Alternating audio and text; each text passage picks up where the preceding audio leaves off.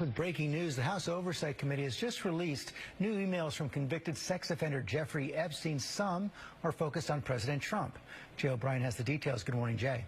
Yeah, George, good morning. These are records that the department, or rather the House Oversight Committee, subpoenaed from the Epstein estate. Reams, thousands of pages worth, released this morning by Democrats on that panel, several mentioning President Trump by name. This morning, the bombshell release of what House Democrats say are emails to and from deceased convicted sex offender Jeffrey Epstein, several referring to President Donald Trump by name.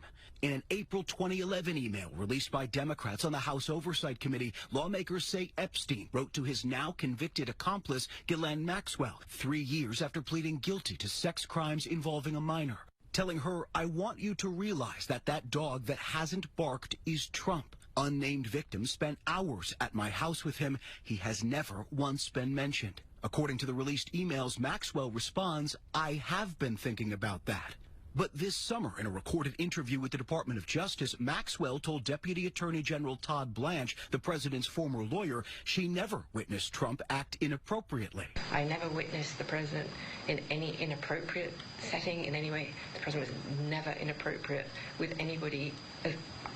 In the times that I was with him, he was a gentleman in all respects." Shortly after that interview, Maxwell was moved to a minimum security prison camp, prompting criticism she received special treatment. Committee Democrats also releasing this January 2019 email, where Epstein corresponds with author Michael Wolff less than 6 months before the financier would be charged again, this time with sex trafficking of minors. Discussing President Trump's repeated claim he kicked Epstein out of his Palm Beach club, Epstein writing, "Trump said he asked me to resign, never a member ever. Of course, he knew about the girls as he asked Ghislaine to stop." President Trump has denied any knowledge of Epstein's alleged crimes.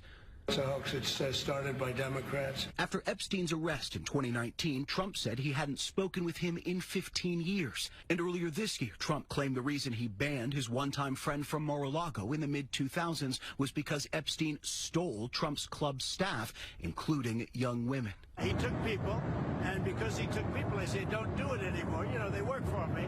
And he took, beyond that, he took some others. And once he did that, that was the end of him. I didn't like, when they steal people, I don't like it. And no response yet from the White House on the release of these emails. Meantime, right up here on Capitol Hill, in just hours, Speaker Mike Johnson will swear in Representative-elect Adelita Grijalva. The Speaker has prevented her from 7 weeks now from taking her seat. She says one of her first orders of business will be signing that petition, providing the last signature it needs to force a vote on the House floor for the release of thousands of other pages of the Department of Justice's Epstein records. Once she does that, the clock starts ticking down to that vote, expected in the coming weeks, George. Yeah, we're going to be watching that. And Jay, we also saw what you played in that piece there from Ghislaine Maxwell. In that interview she did with the Trump Justice Department, she said she had never seen Donald Trump act inappropriately. That's not necessarily inconsistent with the email that was just released. The email there, George, says that she was aware of what Epstein refers to in that email, which is, as Epstein says, President Trump's interactions with an unnamed victim whose name is redacted in that email. It doesn't necessarily conflict, but she went very far in her deposition to say she never saw the president do anything inappropriate. So with these additional emails and more that are expected to come, and more, by the way, that the committee has and the Department of Justice has, it just ramps up the scrutiny on what she told the DOJ. No question about it, Jay. Thanks very much. We'll be right back.